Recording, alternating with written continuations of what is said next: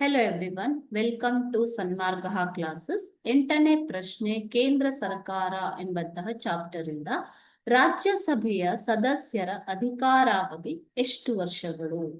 ರಾಜ್ಯಸಭೆ ಅಂತಂದ್ರೆ ಮೇಲ್ಮನೆ. ಓಕೆ, ಸಂಸತ್ತು ನಮ್ಮ ಸರ್ಕಾರವು ದ್ವಿಸದನ ಪದ್ಧತಿಯನ್ನು ಅನುಸರಿಸುವುದರಿಂದ ಇದನ್ನ ಮೇಲ್ಮನೆ ಕೆಳಮನೆ ಅಂತ ವಿಂಗಡಿಸಲಾಗಿದೆ, ರಾಜ್ಯಸಭೆ ಮತ್ತು ಲೋಕಸಭೆ.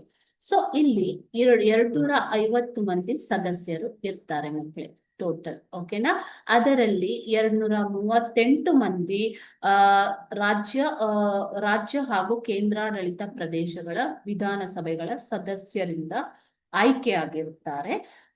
ಉಳಿದ 12 ಮಂದಿ ನಾಮನಿರ್ದೇಶಿತ ಸದಸ್ಯರು, ಇವರನ್ನ ರಾಷ್ಟ್ರಾಧ್ಯಕ್ಷರೇ ಆಯ್ಕೆ ಮಾಡುತ್ತಾರೆ.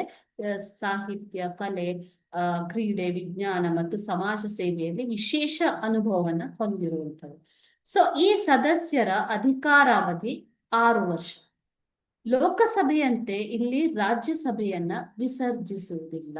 ಓಕೆ, ವಿಸರ್ಜಿಸುವುದಿಲ್ಲ. ಆದರೆ ಪ್ರತಿ 6 ವರ್ಷಕ್ಕೊಮ್ಮೆ ಇವರ ಅಧಿಕಾರಾವಧಿ 6 ವರ್ಷಗಳು. ಪ್ರತಿ 2 ವರ್ಷಕ್ಕೊಮ್ಮೆ, ಪ್ರತಿ 2 ವರ್ಷಕ್ಕೆ ಇಲ್ಲಿನ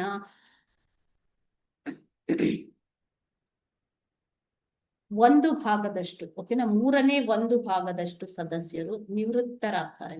ಓಕೆ, ನಿವೃತ್ತಿಯನ್ನ ಹೊಂದುತ್ತಾರೆ. ಸೊ ಲೋಕಸಭೆಯಂತೆ ರಾಜ್ಯಸಭೆಯನ್ನ ವಿಸರ್ಜಿಸಲಾಗುವುದಿಲ್ಲ. ಆದರೆ ಇವರ ಅಧಿಕಾರಾವಧಿ 6 ವರ್ಷಗಳಾಗಿರುವುದರಿಂದ ಪ್ರತಿ 2 ವರ್ಷಕ್ಕೆ ಒಮ್ಮೆ 1/3 ಭಾಗದಷ್ಟು ಸದಸ್ಯರು ನಿವೃತ್ತಿಯನ್ನ ಹೊಂದುತ್ತಾರೆ. Okay, thank you.